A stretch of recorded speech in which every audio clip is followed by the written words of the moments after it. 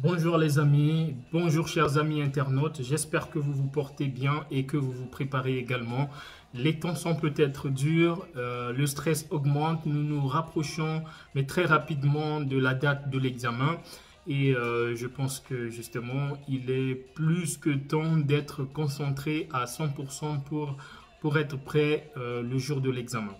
Alors pour être prêt, il faut d'une part avoir la bonne maîtrise de la méthodologie pour répondre aux questions, avoir fait plus ou moins le tour des questions les hyper tombables dont nous avons parlé plusieurs fois dans cette chaîne, et enfin, un troisième élément important, d'être aguerri sur des sujets que je vais appeler outsiders.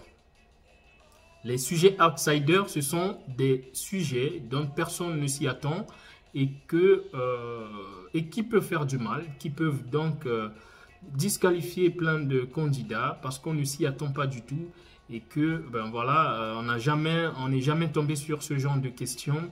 Je pense en particularité au sujet portant sur les insuffisances surrénales aiguës dans la session de 2021. Les anciens savent, ceux qui ont passé cet examen, je pense que beaucoup de candidats ont vu leur chance réduite de moitié dès les premières épreuves parce que voilà, personne ne s'attendait à une question sur les insuffisances surrénales aiguës. Et donc, partant de ce constat, j'ai décidé de vous faire une petite série de sujets qui sont justement outsiders, dont on ne s'y attend pas, mais qui peuvent être intéressants de connaître pour pouvoir être plus ou moins rassuré le jour de l'examen.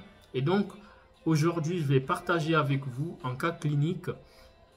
Il s'agit en particulier d'un patient que j'ai reçu lors d'une garde aux urgences et que je souhaiterais partager avec vous et discuter avec vous des éventuelles réponses, la manière d'aborder ce genre de sujet. Alors, il s'agit d'un patient de 52 ans qui est suivi pour une hypertrophie bénigne de la prostate sous alpha-bloquant, bien équilibré, qui arrive aux urgences à 2 h du matin pour une dyspnée d'apparition brutale avec une oppression thoracique.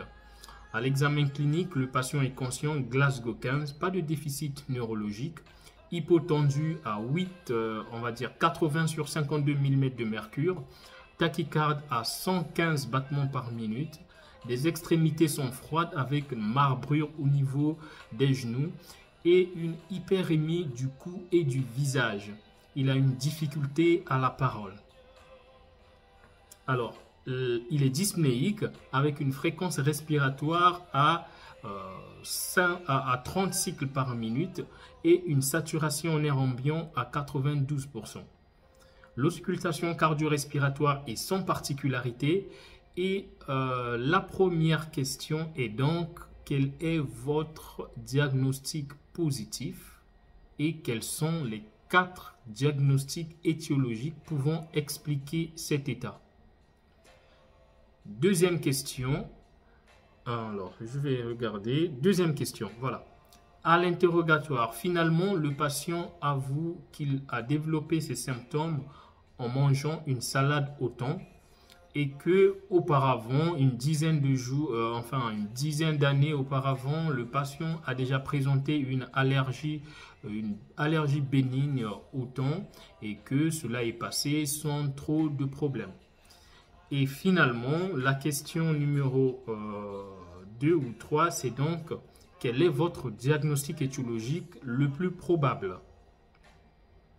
Question numéro 4, quel est l'élément clinique que vous recherchez pour un peu conforter votre diagnostic étiologique? Question numéro 5, quels sont les éléments anamnestiques et cliniques que vous recherchez pour définitivement éliminer les 3 autres hypothèses diagnostiques?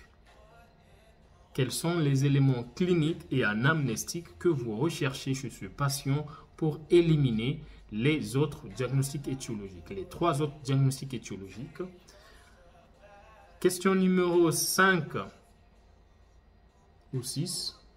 Quels sont les examens complémentaires que vous réalisez dans ce contexte? quels sont les examens complémentaires que vous réalisez dans ce contexte?